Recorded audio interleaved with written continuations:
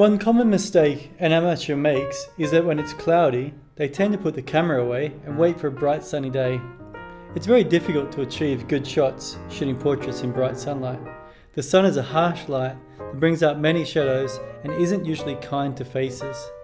In a portrait studio, the lights they use are very soft, diffused lights. A cloudy day is perfect for portraits. The clouds form a natural diffuser and give you a beautiful, soft light for portraits.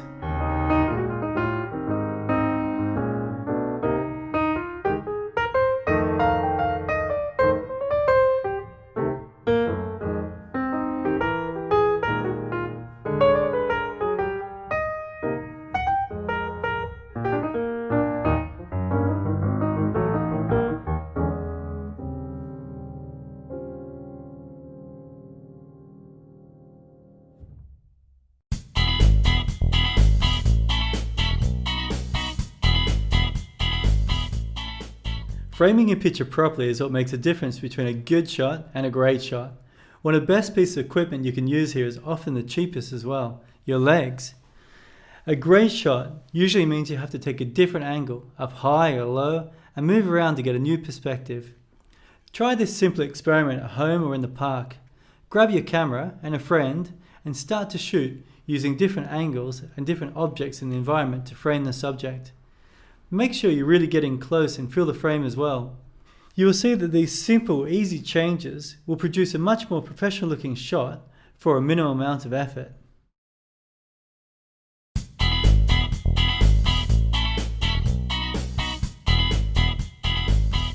Making sure your photo is clear of unwanted objects is a must. There are two ways to do it, either when you are taking the shot or doing it in post-production in a program like Photoshop.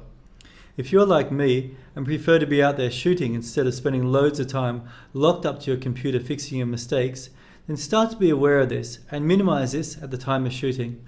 Otherwise, cropping and removing these things will take forever. A good photographer always looks to see if their photos can be improved by cropping. Some professionals quote that up to 70% of their photos are cropped. Sometimes you can find a good picture inside a picture. Always try to look if you can improve your photo by cropping. You can also start to crop to use better composition rules, for example, the rule of thirds. Have a look in this example. The original photo was good, but by cropping closer and using the rule of thirds, the composition looks better and you can really focus in on the expression of the surfer. Another important process to improve your photos is to make sure your horizontals and verticals are straight. Nothing looks worse than a great shot spoiled by a bad angle. Sometimes it's tough at the time of shooting to get the picture perfect.